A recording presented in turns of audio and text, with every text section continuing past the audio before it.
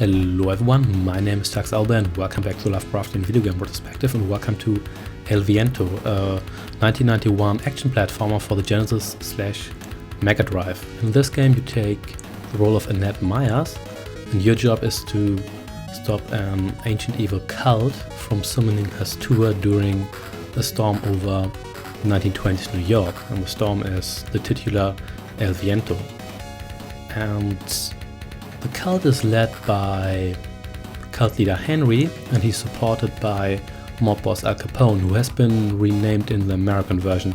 And I'm not really sure why, because he's clearly Al Capone, because he's a mob boss with a scar in 1920s New York. And I don't really know why they changed the name. Maybe they were afraid of being sued by Al Capone's estate, which I doubt, but whatever. And the reason why you are the one stopping the cult is because you are actually descent from Hastua. You have a relationship with that ancient evil god, and if you don't stop him, the world as we know it will be destroyed. So this game is superficially reminiscent of the Castlevania games in a couple of regards. You have these large sprites, you have those staircases, and the overall level design resembles the Castlevania games a little bit. And you also have a focus on platform, but you also have a focus on reacting very fast to incoming enemies. But this game is also way more fast-paced than the Castlevania games, and generally it runs pretty smooth.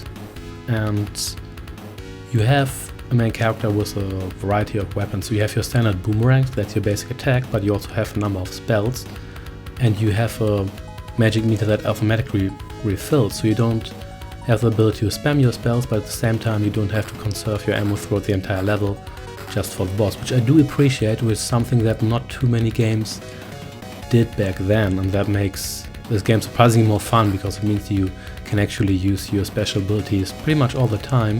You just have to time them right, but you don't have to conserve your mana throughout the entire game.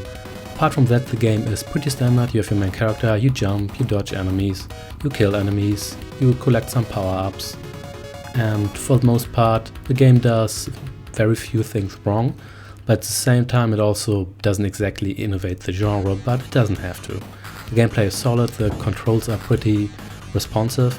There are a couple of issues, but that's mainly with the level design. So the level design itself isn't all that bad, but occasionally it's pretty confusing because backgrounds and actual objects in the game are a little bit hard to distinguish. And occasionally the level design seems to be a little bit lazy. For example, the second level, which is Mount Rushmore, has just a blue background, and there are some things in the foreground, but overall it feels very basic, almost more like a 19th era NES game, or maybe a game that was rushed out too quickly.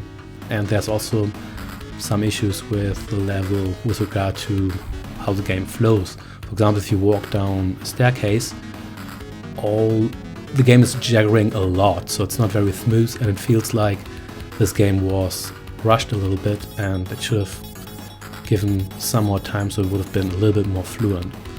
But graphics-wise, the game is still pretty solid, and it looks actually quite nice, despite the fact that the graphics occasionally get into the way of the gameplay, as I explained. The game also has cutscenes in a pretty solid anime style, and overall the game is very Japanese.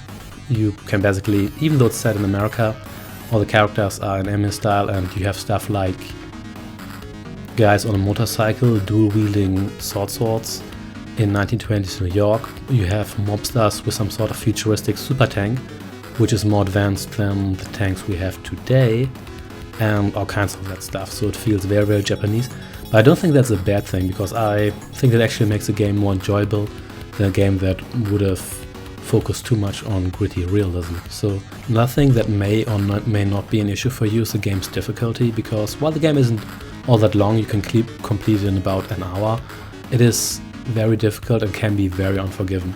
Your main character's health bar is pretty long, so you're not going to die all that fast, but you don't have any extra lives. You do have continues, but those always send you back to the beginning of the level, so that can be a little bit frustrating. And another problem is, going back to the level design, that you have to do quite a number of leaps of faith, and while they don't give you too many obstacles, such as spikes on the ground, they are still there, and in some regard they can make the game needlessly frustrating, and occasionally level design almost gives the impression that the developers wanted to lengthen the playtime of the game artificially by making it more difficult than necessary and more difficult than fun. But depending on how good your platforms and how easy or not easy you give up, this may or may not be an issue for you. With regards to Lovecraftian elements, obviously there is the main antagonist, Hastur, whose summoning you have to prevent, even though your main enemies are, for the first part, the mob, and later on some magical enemies and supernatural creatures. It's not always clear whether they're actually directly connected to the cult you're fighting, because some of them seem to be kind of random and more based on pop culture knowledge of American native mythology, but there's still some Lovecraftian element there, and so is the theme of your main character, because your main character, Annette Meyer, she's descent from Hastur, and that gives her supernatural powers, and while she isn't quite your typical Lovecraftian protagonist, actually she isn't really like your typical Lovecraftian protagonist, having a relationship to the evil you're fighting still is a thing that does occur in Lovecraftian games more often than not. And overall, I would give this game a recommendation, but be aware that it's ultimately just an average platformer. It's not a bad platformer, but it doesn't really stand out. But if you enjoy this game, you might want to check out the Ernest Evans game, who is another character from the same universe and also got his own game, as well as a third game in the trilogy named Annette Futatabi, again named after the main character, and all these games are set in the same universe. You don't really need to play them in order to understand the story of the game, which remains basic, but if you enjoy this game, you might enjoy those games as well. So thanks for watching, and I shall see you next time. Take care and goodbye.